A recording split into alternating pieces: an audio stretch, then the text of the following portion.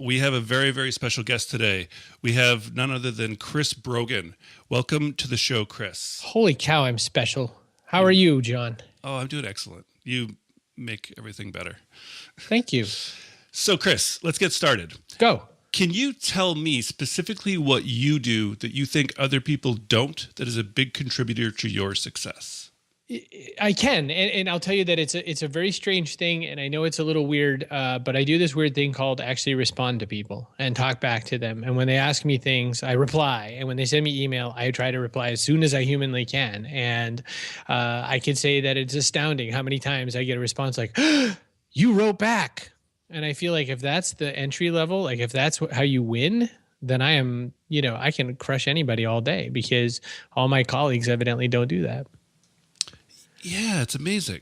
It absolutely is amazing, actually, because especially in internet, right, we all get into this thing of outsource everything and live the life of complete freedom, which I think you do live a pretty free life, but you respond to people. And I think that goes a long ways. I have to tell you, it's the craziest thing.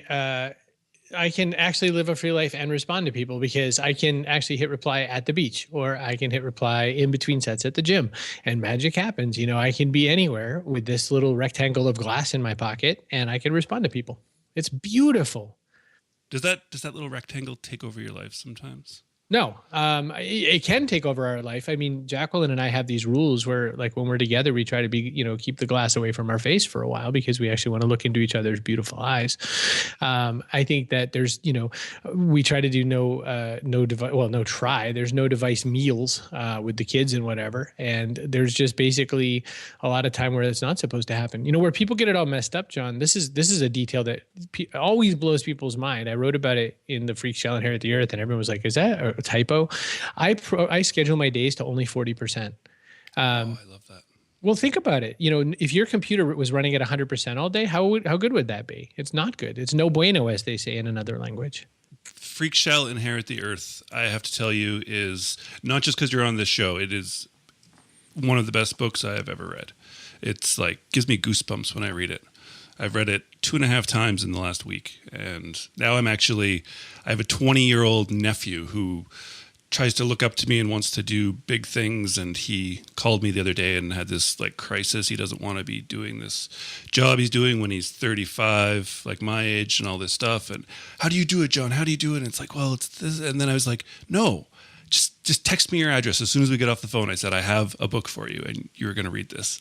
And so wow, he's going to get your book. Yeah. Thank you. That you know what that is? Instead of a Velocity page, that was a Velocity book delivery. Oh my goodness. How did he even work that in? How did you work that in? That was good. Okay, so work. How often, you say you book it to 40%. How often do you work in a day? How many hours and how many days a week do you work? I work all the days. The only really weird day of it is, on Sunday. My newsletter comes out on Sunday because it's sort of a hybrid of personal and professional, and I want your time on Sunday. Actually, it's really kind of funny because a whole bunch of different pastors read me before they go and give their sermon, so they're always looking for little nuggets they can pull into their sermon, which makes me very pleased. And but the downside is, I'm with my kids on the weekend, and they already know that like Sunday is crap. They're like, oh, poor dad, he's face down in the glass. It's like the opposite of what I said at the beginning. But the whole rest of the week, how many hours? I don't know. It's not especially mathematical, but I get up, I try to do my meditation practice poorly and read things. And then I go to the gym and then I start doing business. Rob Hatch coined something. It's another course that we have at our company called Work Like You're on Vacation. And I was like test dummy number 1 for it. And the premise was this, like, if you've ever had to work while you're on vacation, because sometimes that happens where, the family goes away and you're the one stuck, kind of still have to be responsible to someone else. You learn how to cram a lot of stuff into a short amount of time. And then Rob said one day, how come I can't do that like when I'm home? And so that's sort of how I work. So I try to work, 4 or 5 hours a day as hard as I can, and then have the rest of the day free. Lately, I've been sort of working on this health hobby project at the same time. And that's actually put a lot more hours back on my plate, but that's just as I'm getting used to this new project. So it's been fun. I can't say that there's any kind of optimal time. All I know is that every time I see everybody talking about how they hustle all the time and how they never sleep, I love sleep. Sleep is awesome, and sleep makes me smart. So keep not sleeping because it lets me beat you. Yeah. And go on Twitter anytime, 8 or 8:30, and there's the goodbye moon. Yeah, Chris Brogan. I say good night, moon. As often as I can. Sometimes I forget, or a few times when I'm traveling, it's really late, and I'll get messages back like you're up late. Like people are watching for it or something. Weird. So the newsletter, your newsletter, if anybody is not on it, should go, because it's from chrisbrogan.com, and you say it's your best work. It's amazing. It's truly, it's the only newsletter that I am on at this point. I've been on hundreds, as we all have, and so many of them are just they're not like yours. Yours is truly just, it's like getting an email from a friend. And I've done it before, and I know other people have, but I've responded to you with questions about it or comments, and yeah, there you are. You're at your computer or on your phone, and you respond again, and it's just like, wow, what a connection. People have said that before, and it's the strangest thing. I mean, people will say I can't escape you because they're like a PicMonkey user, and they'll see my face on the webinar there. Or I show up sometimes. I don't know what this is, but some businesses have elevators that show like tweets and other weird content, and I'm evidently one of the people that sometimes gets quoted, which I think is totally weird, but I'll take it. Whatever. Thanks, advertising. The newsletter. How did you? Not to harp on it for too long, but it's amazing. It is. And I see other people now kind of following suit. But Sunday morning, the time that all the email gurus in the world told you never to email on a Sunday because everybody's just resting. And you have such a rest, like a peaceful email comes across. I'm drinking this kind of tea, and what are you? And then how did you come up with that? So what I am, it's really funny when people like Advertising Age says I'm one of the top 5 marketers in the world, which I think is silly, but okay. That's what they say. And what's funny about it is I'm in no way am I a professional marketer. I have 0 training in marketing. I have less training than an intern in how to market like professionally. What I am is sort of like an amateur social scientist. So what I did was I thought through, what time of day and when would I really want your brain? And when I want your brain is Sunday, when you are supposed to be so family oriented, but you're like, you cannot watch another SpongeBob episode or whatever, or you cannot like loungingly read the New Yorker for another page or whatever it is that you do, in your ritual and with who. And I want it for when you sneak a look at your phone. That's who I am trying to capture. I'm trying to capture the person that's trying to be their family self and like just kind of can't wait because they're sort of thinking about Monday already. And that's why I picked Sunday. And that's, Sunday's not magical. I made it magical. And now there's a whole crap ton of people making Sunday newsletters. And I'm thinking, I'm going to pick some other weird thing. Let's go to habits. Can you walk us through the first 30 minutes of your day? First 30 minutes, ideally versus, what really happens. Ideally, I try not to look at screens first thing in the morning because a lot of times people rush right to their inbox, but your inbox is your perfect delivery system to other people's issues. So the last thing you want to do is start your day with other people's thoughts because they're not your priorities. They're just what you're going to start responding to. So I try to launch by reading my affirmations. I read the things that I want to remember about myself first. I want to look at sort of the owner's path that I've put in front of me, which is, what's my mission and how do I sort of measure that game? And then how do I map my actions to that? And that's sort of what I've been sort of working through with the owner's path. And so then I look at what actions do I need to get done today that are going to help score the biggest points to the game that I want to win. Then I try to meditate. And when I say try, I'm like a crabby meditator. I breathe a lot. And then I figure out how to get to the gym. And sometimes, Jacqueline will text me at like 4:12 a.m. and say, I'm on the way to the gym. And, it'll take me till like 7-ish before I'm like, this time I'm really going to be there. Like I might've been awake since 4, but like it takes me a while to move all the way to the actual metal and plates.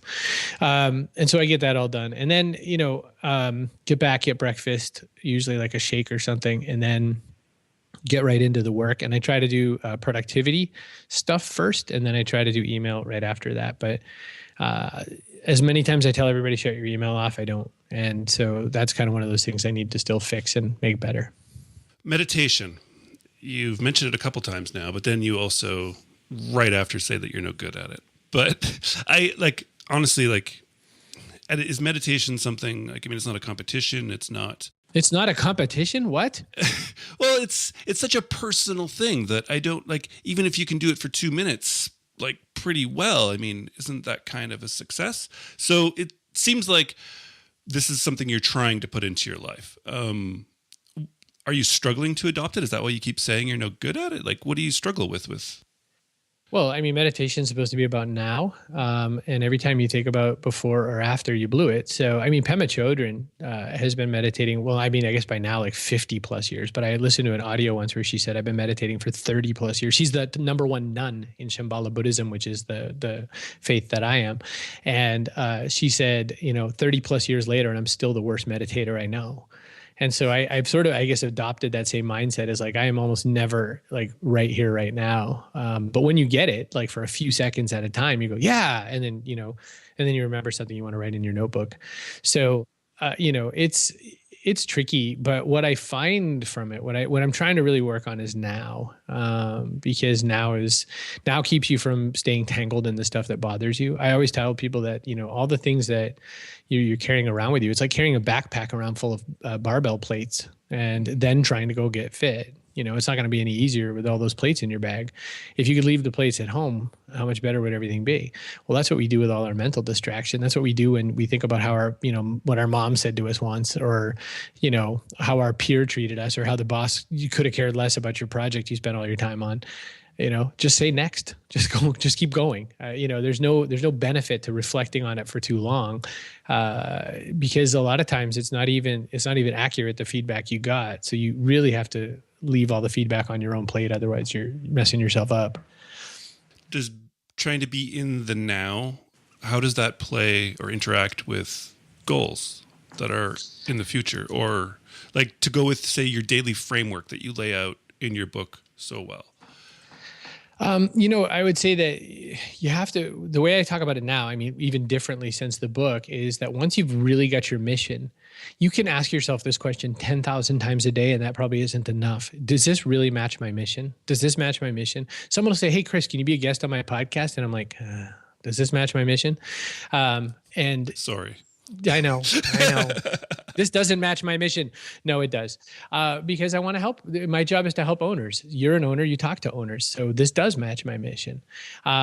And then, so from there, you go right from, checking your mission to how does this with the game? What does this do to my game? So one of the point systems in my game is much more awareness. So being a guest on your podcast gets me into a whole new audience that's your crowd, and they get to say hi to me. There you go. I just got some more points. Nice. If they tweet me or whatever, if I don't hear tweets to me, no one listened to your show. And that, we need to make sure that they say, hey, Chris, I heard about you from John Nastor, and that makes me feel better. All right. We heard the man. Let's go to Twitter right now, if we could, at Chris Brogan, and let's tweet him. Let's say, hey, Chris, I heard you on Hack the Entrepreneur, or I heard you from John Nastor. That would make both of us very happy. And yeah, you can have a conversation with Chris right now. How do I map my actions to my day? And that's what you say about goals. So now is, if you're going to lose 30 pounds, you don't lose it on the, 27th day of the week. You have to lose it, every day by not putting a Snickers or in your mouth every day. So I look for, how does my big goal relate to my daily? For instance, if I want to make $1 million a year, that's 84,000 a month. That's 22,000 a week. What am I doing today to get 1/7 of $22,000? That's the goal. I mean, it makes it understandable, right? Your brain, I think, just even consciously and subconsciously, I think you understand it better that way, rather than just, I want $1 million a year. Yeah, exactly. Excellent. Okay, so one of our biggest fears as entrepreneurs is being wrong and not knowing the answer to something. Probably actually, I mean, even generally as people. Can you walk us through the correct way to be wrong? Oh my gosh. Not via the book. Like, if you're testing me against the pages of the book, it's not like I have it open. Okay. Cause I'm going to fail you. But I'll tell you, here's the best way to be wrong is to just really hope with all your heart you don't hurt anybody. When I'm wrong and I upset Jacqueline, or when I'm wrong and it's, crappy to my kids, or when I'm wrong and I crash a plane into the ground, that's not so good. When I'm wrong and, I have to close down a project that I've been working on and I have to apologize to everyone that it didn't go the way I wanted it to go, then I have to feel bad about that, but then I can learn. And the best way to be wrong is to really learn, what did I learn? What's good? What's bad? What can I really take from it? The only way that wrong ends up being bad is if you learn absolutely nothing. You know what I mean? If you fail at something, remember that we have to re-language failure to be an outcome you didn't expect. Wait, let's hear that again. The only way that wrong ends up being bad is if you learn absolutely nothing. You know what I mean? If you fail at something, remember that we have to re-language failure to be an outcome you didn't expect. And that's the hack. You know what I mean? So I'll tell you one from me, Owner Magazine. Owner Magazine, you're the second podcast to ever hear about this. And Owner Magazine is being shut down mid-August of 2014 because after 10 months, it really just wasn't showing the growth and the revenue I needed it to show. And so it's a good magazine, great authors. I mean, I had great You did. You really did.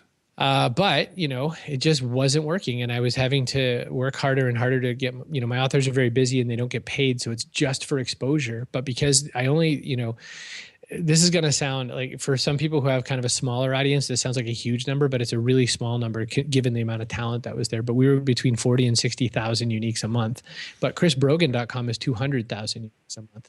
So, and anything normal, like, Gawker or TechCrunch or whatever, they're millions a month. So, I was so small, it was just not worth my time and business to do it. So I had to kill it. So I got to tell you, it's a story because I learned a lot. I learned how difficult it is to corral a lot of people into a project. And I learned that it wasn't a moneymaker for me, because if I talk to owners of companies to sponsor the magazine, they get it. If I talk to the marketing manager, it doesn't fit their Excel spreadsheet, so they don't want to work with me. And I learned that. So it's good to know. Can we talk about this a little bit more? Mm-hmm. This is interesting because, as a small business owner or an entrepreneur, you go into projects, you start things, and you're constantly told to just push through, because success could just be on the other side. What is that feeling you get that just tells you that, no, this is what it's going to be and that we should stop? Yeah, this is really hard. So Seth Godin wrote a great book. Well, that's, Seth Godin wrote a lot of great books except for Meatball Sunday or whatever. I don't like that one. The Dip. The Dip is such a short book that almost nobody read, and the people who did read it didn't quite grab it. Dip says basically, is this a tiny little bump in the road or is this a cul-de-sac? And the people who could figure that out, the world is so much better for them. So I was looking at it and I was like, this is a cul-de-sac. It can go no further. But you can't do that in a month or two. You need at least 3 months on anything on the planet to know if it's working. I've seen people jump on a diet and 1 week later say, I can't do this diet. It's not working. It's like a week. There's nothing in your metabolism that knows anything about that. You put a velocity page in place and someone goes, well, it's not helping my sales. And you're like, dude, it's Tuesday. We just put it in Monday. Right. So people expect weird magic because of instant gratification, but nothing worth it happens immediately. So you have to have some amount of time. But the other problem is there's a lot of times where somebody will say, man, I cannot figure it out. This spaceship is not working. I've got the spaceship. I've been working on it for years. Nothing is working. And someone will walk over and go, that's a boat. And you're like, oh.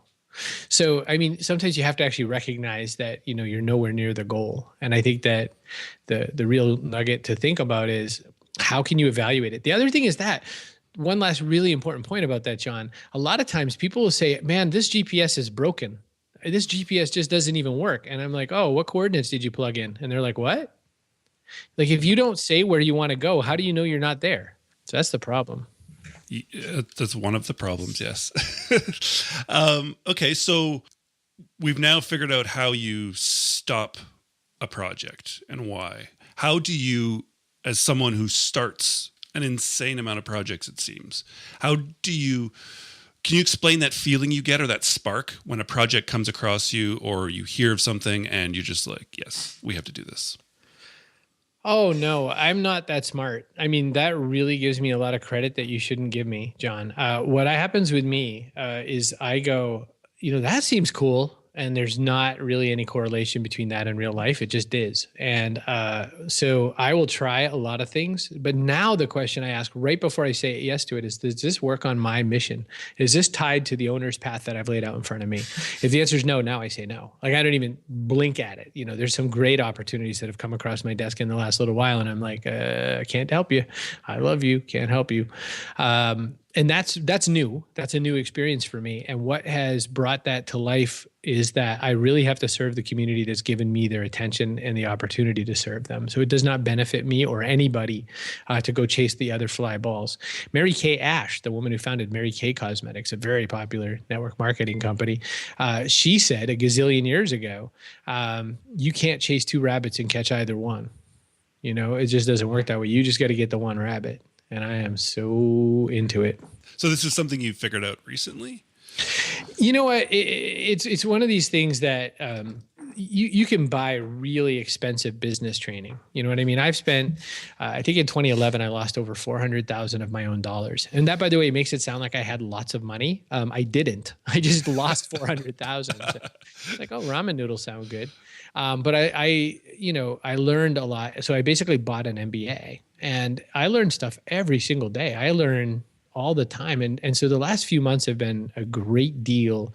I've learned two big things. This goes back to Buddhism, interestingly enough. I've learned that every time there's, if I can work from untangling and deal with fear, that's a huge, huge thing to work on, which they don't teach in business books. The second is if I can untangle from ego. Now, I never think of myself as ego because I'm like as humble as a Canadian. Nice. I knew you'd appreciate that. Oh, I do. So, I'm trying to think of the joke. It's like, how do you get 30 Canadians out of a pool late at night at a party? You say, excuse me, could you get out of the pool, please?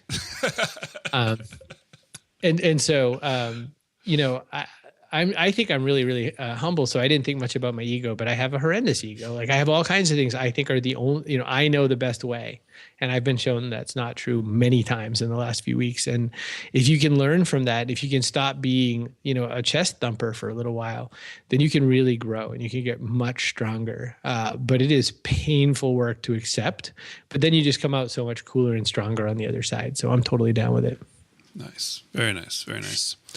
Okay, I need to change this up a little bit, and hopefully you'll be cool talking about this, but let's talk about like depression and the way it can affect your business. And maybe not even diagnosed clinical depression necessarily, but just when something comes up, so in your book, you have stop, reset to overcome obstacles, which I think is amazing. Then the other day, I think it was 2 days ago on Facebook, you posted 4 things I think went terrible in your business today, or you got bad news about them. And last year or the year before, you would have been out for a couple days, and that doesn't happen anymore. Can you tell me specifically what you did the other day to work through this and not get drugged down by that news? I would say that one of the things that I've been working on really hard is I've been working hard to make sure that I deliver, that I turn my mood to what I need it to be. I try really hard to accept anything that thumps me and move forward. What was it, Jack? What was I just saying this morning? Use it. I kept saying use it. So anytime something bad happens right now, I burst the phrase use it into my head. And that means use this feeling I'm feeling right now that is a bad feeling and use it to make me stronger or better or whatever.